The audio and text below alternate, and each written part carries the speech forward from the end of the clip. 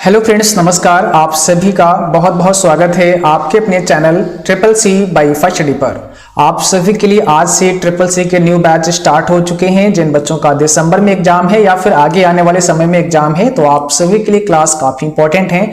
अब आप सभी को ये क्लास डेली 8:30 पर शाम को मिलेगी। ठीक है, तो सभी बच्चे तैयार रहें। 8:30 PM से डेली आपको रेगुलर क्लास मिलेगी। आज इस क्लास में हम सभी पढ़ेंगे लिब्रे ऑफिस कैल्क। आपको बता दें, लिब्रे ऑफिस से बहुत सारे क्वेश्चन आते हैं और लिब्रे ऑफिस के अंदर जो प्रोग्राम आप सभी पढ़ते हैं उसमें शामिल है आपका राइटर, जो कि एक वर्ड प्रोसेसर प्रोग्राम है, कैल्क, और एक आपका प्रेजेंटेशन प्रोग्राम है जिसे हम इम्प्रेस के नाम से जानते हैं। अब बहुत सारे बच्चे सवाल करते हैं कि सर ये कैल्क क्या होता है, ये राइटर क्या होता है और ये इम्प्रेस क्या होता है। तो आज सबसे पहले हम इस वीडियो में समझेंगे कैल्क, जो कि एक स्प्रेडशीट प्रोग्राम है लिब्रे ऑफिस का। ठीक है, देखिए आपको बता दें, जैसे कि सभी बच्चे भली भांति परिचित होंगे MS ऑफिस से।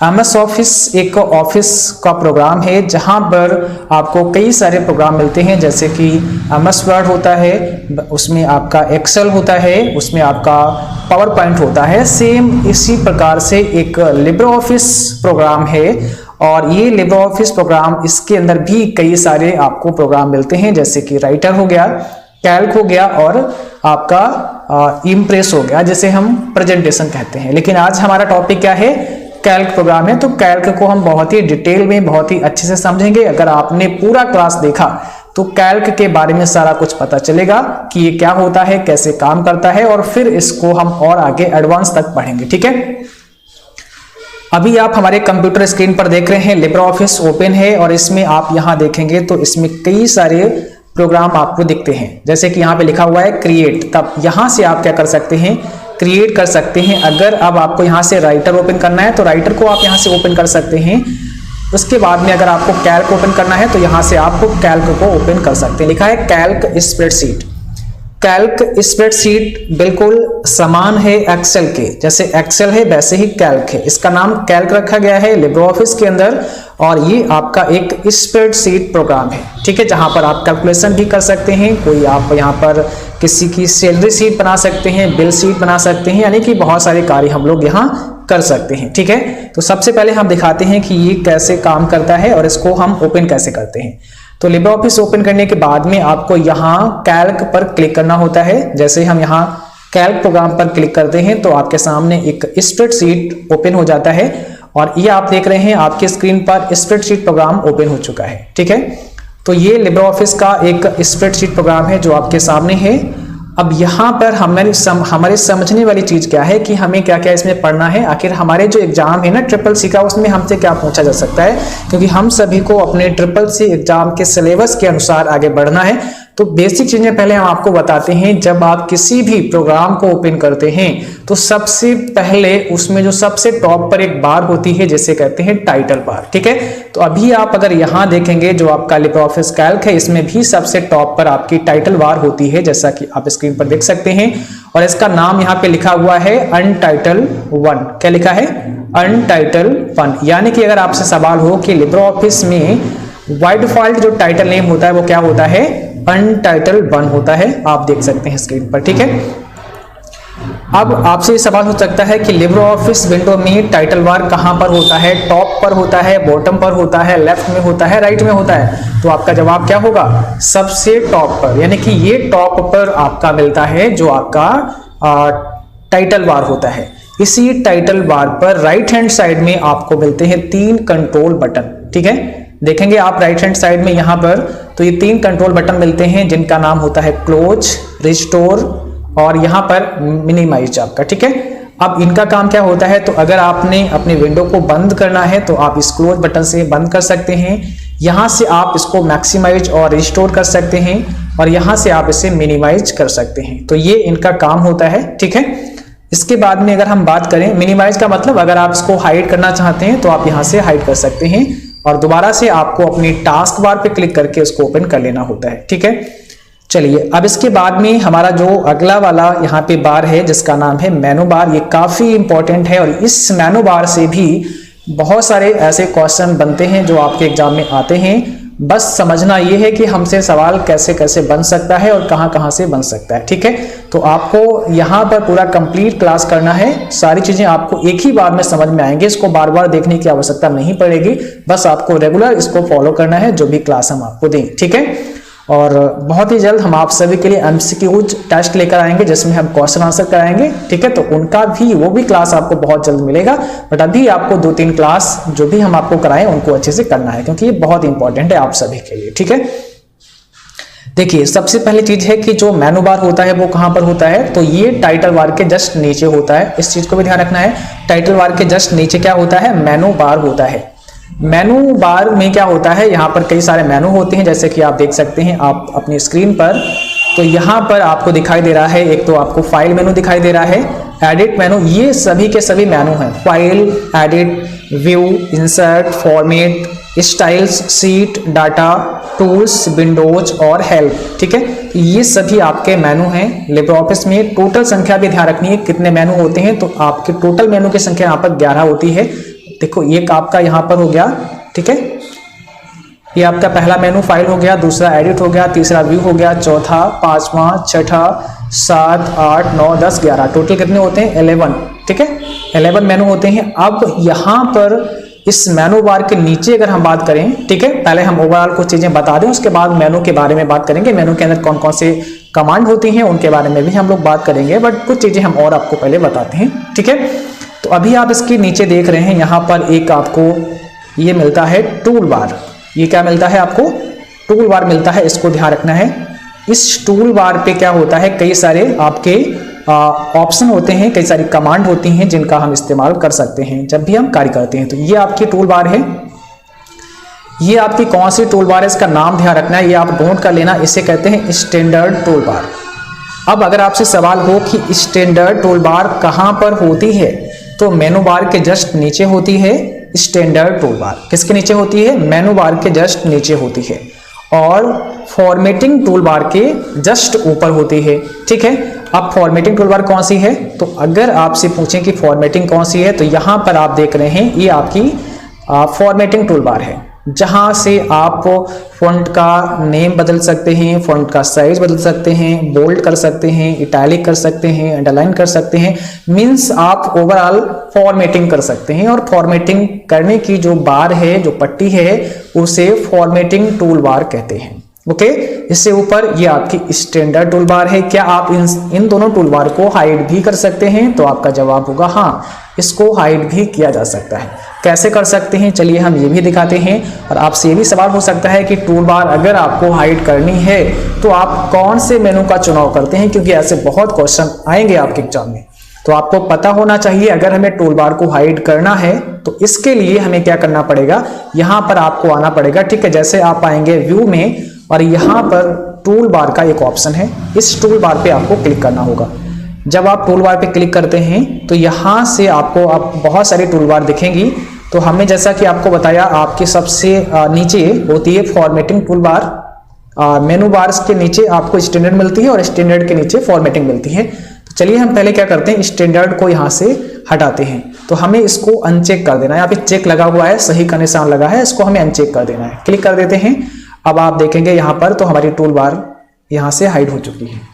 अभी आपको केवल यहाँ पे क्या दिखाई दे रहा है, केवल आपको अपनी फॉर्मेटिंग टूल बार दिखाई दे रही है। अगर आप चाहें तो इसको भी हटा सकते हैं। व्यू पे जाना है, टूल बार पे जाना है, और टूल बार पे जाने के बाद में फॉर्मेटिंग पे आपको यहाँ से क्लिक कर देना है। देखिए अब यहाँ से फॉर्मेटिंग टूल बार भी आपकी हट चुकी है। तो इस प्रकार से आप फॉर्मेटिंग टूल बार को भी हटा सकते हैं।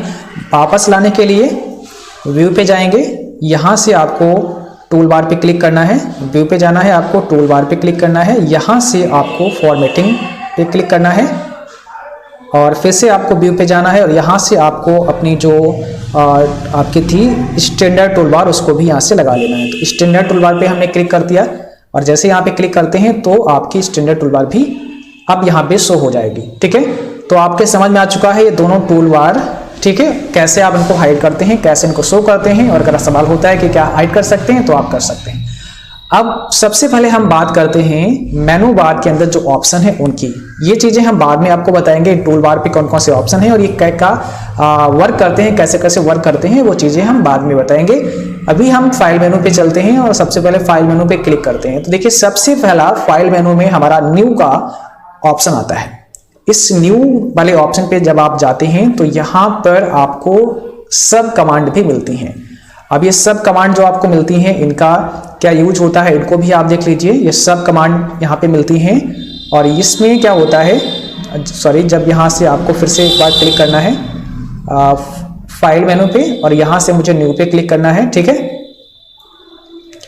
देखिए यहाँ पर ये जो ऑप्शन आपको मिलते हैं ये वाले, ये हैं आपके न्यू के अंदर सब कमांड, जिसमें सबसे पहला हमारा क्या है, सबसे पहला हमारा है यहाँ पर टेक्स्ट डॉक्यूमेंट।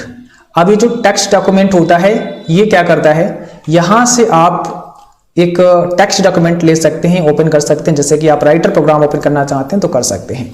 इसके बाद में दूसरा हमारा है स्प्रेडशीट का।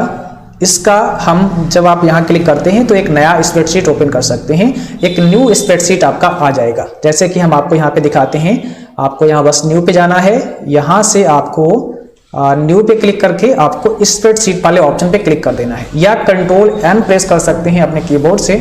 तो जैसे ही आप यहाँ पे क्लिक करते हैं एक नया लिब्रे ऑफिस आ चुका है। अब आपने ध्यान दिया होगा यहाँ पर तो आपको मिला होगा, यहाँ पे देखिए यहाँ पे लिखा है अनटाइटल्ड 2, है ना, अनटाइटल्ड 2 आ चुका है, क्योंकि अब हमारे पास लिब्रे ऑफिस की 2 विंडो ओपन है। एक तो अनटाइटल्ड 1 था, एक अनटाइटल्ड 2 आ चुका है ना, 2 विंडो ओपन है और दोनों को हमने नाम नहीं दिया, मतलब सेव नहीं किया किसी भी नाम से, तो ये बाय डिफॉल्ट नाम अपने आप ले लेता है अनटाइटल्ड 1 और अनटाइटल्ड 2। अगर आप दूसरा खोलते हैं तो एक और खोलेंगे तो वहां पर 3 हो जाएगा। ठीक है, तो ये चीज आपके समझ में आ चुकी है। अब इसको हम यहाँ से क्लोज कर देते हैं। तो यहाँ से मुझे इसको अभी क्लोज कर देना है और इसके बाद अब जब आप यहाँ पे फाइल पे आते हैं तो दूसरा जब न्यू पे जाते हैं तो यहाँ पे और भी ऑप्शन मिलते हैं, थोड़ा इनके बारे में भी आप समझ लीजिए।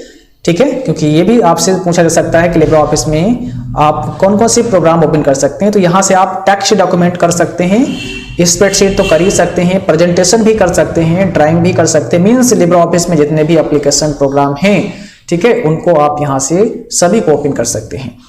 अब एक और सवाल बनता है कि इसमें टेम्पलेट इंसर्ट करने की शॉर्टकट की क्या होती है और टेम्पलेट को कौन से मेनू से आप इंसर्ट कर सकते हैं, ये सवाल भी बनता है। तो सिंपल सी बात है, हम अगर नया टेम्पलेट डालना चाहते हैं अपने कैल्क प्रोग्राम के अंदर, कैल्क हमारा एक स्प्रेडशीट प्रोग्राम है, तो हम फाइल मेनू पे न्यू वाले कमांड पर क्लिक करते हैं और या फिर आप अपने कीबोर्ड से कंट्रोल शिफ्ट एन प्रेस कर सकते हैं। बस आपको करना क्या है, कंट्रोल शिफ्ट और एन प्रेस करना है। यहाँ पे एक शॉर्टकट की आप देख सकते हैं, इससे क्या होगा, आप एक नया टेम्पलेट डाल सकते हैं। अब ये टेम्पलेट होता क्या है इसके बारे में भी थोड़ा सा समझ लेते हैं। तो टेम्पलेट एक प्री डिफाइन पहले से बना हुआ एक डिजाइन होता है जो कि हम अपने प्रोग्राम में इंसर्ट कर सकते हैं और बाद में उसमें बदलाव करके जो भी हमें अपना डेटा वहां पे इंसर्ट करना होता है, डालना होता है, वो डेटा हम वहां पे रख सकते हैं। चलिए हम विद प्रैक्टिकल आपको यहाँ पे बताते हैं। तो हमें टेम्पलेट पे क्लिक करना है या कंट्रोल शिफ्ट एन को प्रेस कर देना है और जैसे ही आप कंट्रोल शिफ्ट एन प्रेस करते हैं या वहां पे क्लिक करते हैं तो आपके सामने एक डायलॉग बॉक्स ओपन होता है। इस प्रकार से ये टेम्पलेट का एक बॉक्स खुल जाता है। ठीक है, और लोड होने के बाद में यहाँ से इसको हम इंसर्ट कर सकते हैं। तो यहाँ पर हमारा टेम्पलेट आ जाएगा। टेम्पलेट डालने के बाद में यहाँ न्यू पे जाना है। ठीक है, अब हमें यहाँ पे देखेंगे दूसरा हमारा जो ऑप्शन है वो है ओपन का। तो यहाँ से क्या कर सकते हैं, हम ओपन कर सकते हैं कोई भी हमारी फाइल जो ऑलरेडी बनी है उसको हम यहाँ पे ओपन कर सकते हैं। इसका शॉर्टकट की कंट्रोल ओ होता है, बहुत ही सिंपल सा है।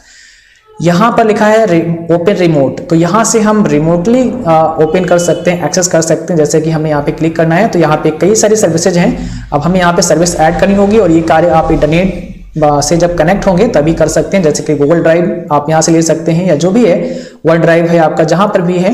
ठीक है, तो उसके बाद में यूजर आईडी और पासवर्ड डाल के आप इसको भी यहाँ से एक्सेस कर सकते हैं।